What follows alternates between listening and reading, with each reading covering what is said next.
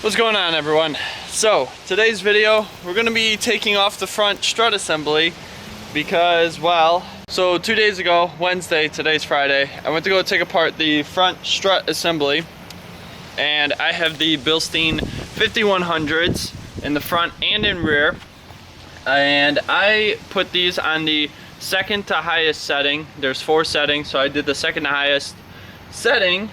But I wanted to adjust it and actually go to the 4th setting, the highest one. But in doing so, while I was trying to get this shock strut assembly out, I was prying up underneath here and trying to pull it out.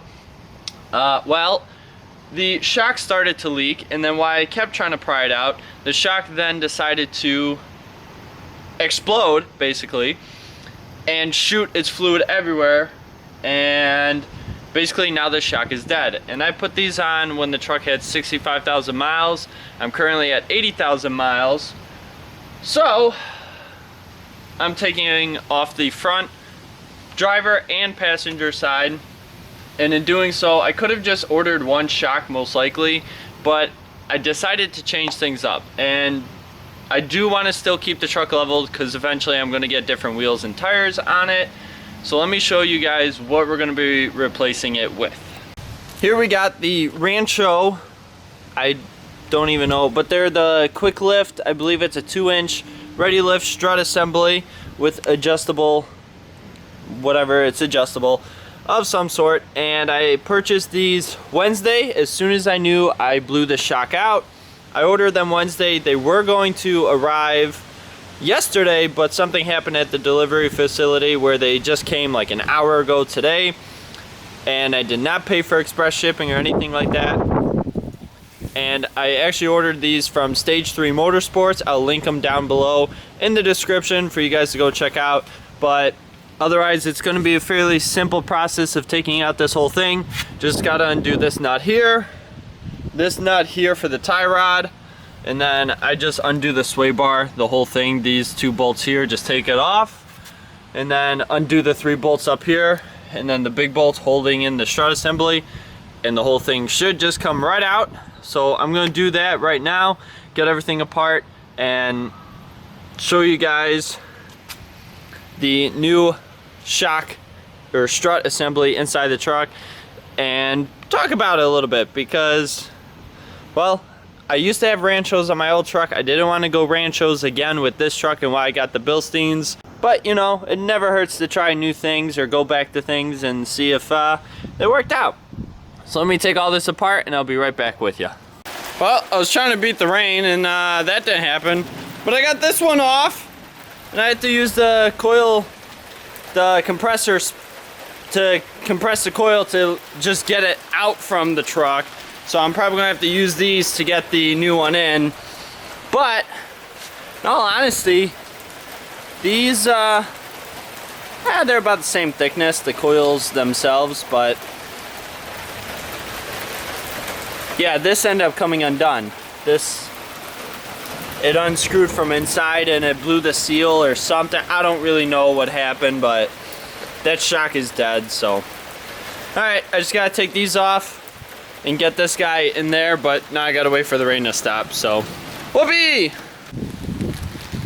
Alright, so I finished the other side. This is the passenger side, and I can't remember which box this came out of, but it only came with 2 nuts when I need 3 for the top, and I just ended up reusing one of the old ones because it fits.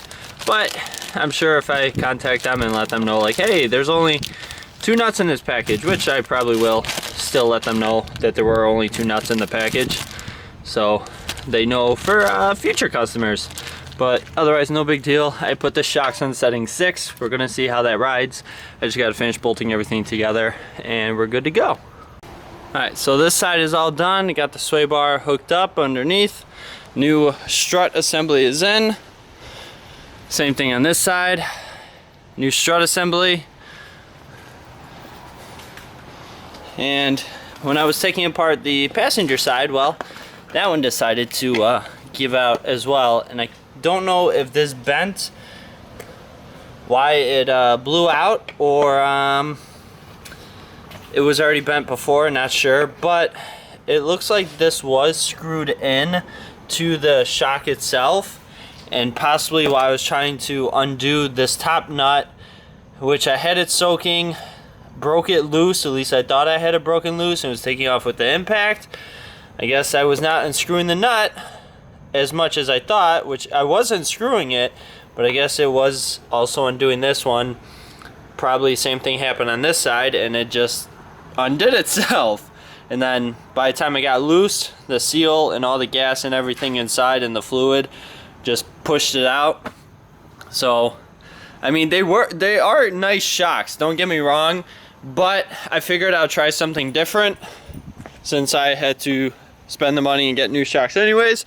So I figured I'd try out the Ranchos, the Ready Lift, just throw them in, and it's already a 2-inch level. So again, I'm not fully dissing Bilstein because that probably was operator error, but the back shocks are still doing great at 15,000 miles on them.